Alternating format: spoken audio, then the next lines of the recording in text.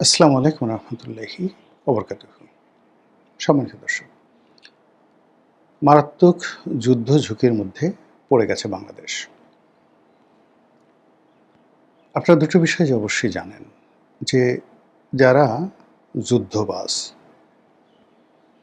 তারা কোনো অবস্থাতেই যুদ্ধ ছাড়া টিকতে পারে না।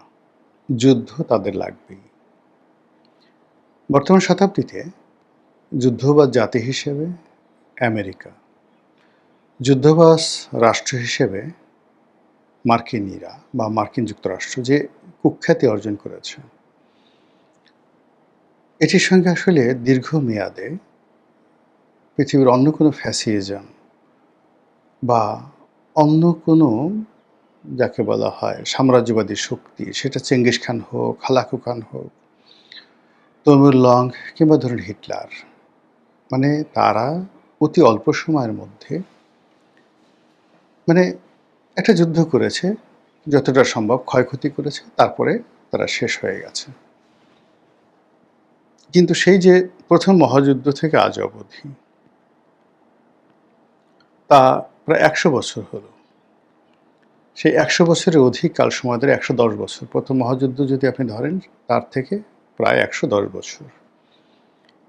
এই ১১০ বছর ধরে সারা দুনিয়াতে যে যুদ্ধের দামামা আমেরিকা বাজাচ্ছে,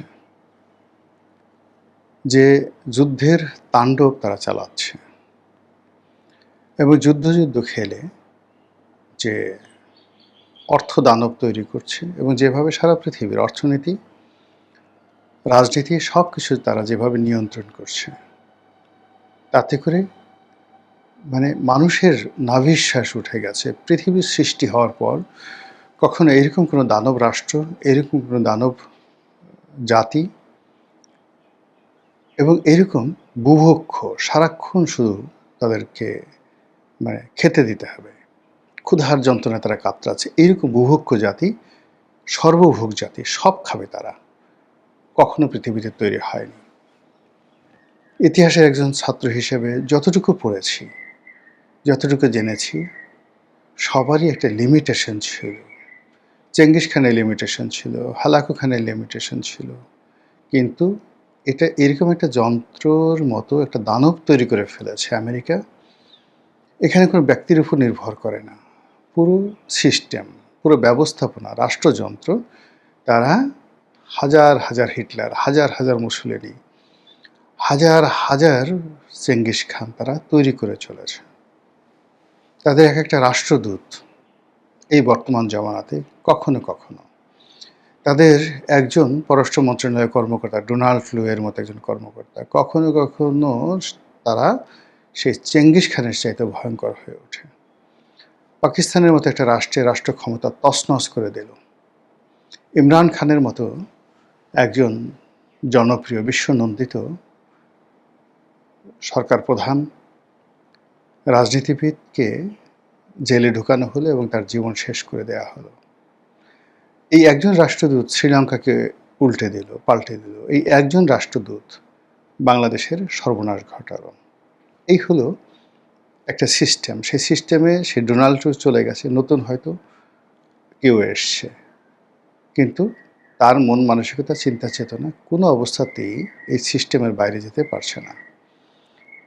যেমন ধরুন, ডোনাল্ড ট্রাম্প যখন ক্ষমতায় এলেন, তিনি সবার আগে ঘোষণা দিলেন যে অন্য দেশের সরকার পরিবর্তন করা, এগুলো তিনি করবেন না।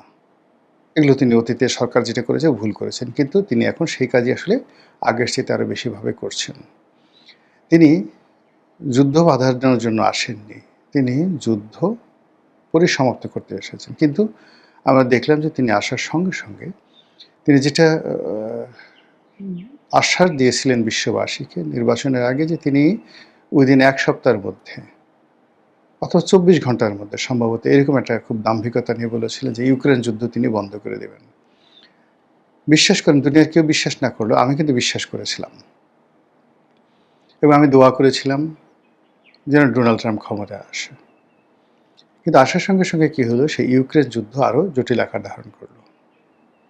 তিনি বিগত টার্মে যে ছিলেন, তখন ইরানের সঙ্গে আজকের যে সমস্যাটা, এই সমস্যাটা শুরু করলেন তিনি। বারাক ওবামা অনেকটা শান্তিপূর্ণ পর্যায়ে সেটা নিয়ে এসেছিলেন। ওদের সঙ্গে একটা চুক্তি করেছিলেন, সেই চুক্তির বিনিময়ে তাদের টাকা পয়সাগুলো ছাড় দেওয়া হয়েছিল। কিন্তু এ জমানাতে এসে আমেরিকা পরপর ২ বার ইরানের সাথে যুদ্ধ করে এখন এমন পরিস্থিতিতে পড়েছে যে নিজের রাষ্ট্র রীতিমতো দেউলিয়া হওয়ার পর্যায়ে পৌঁছে গেছে।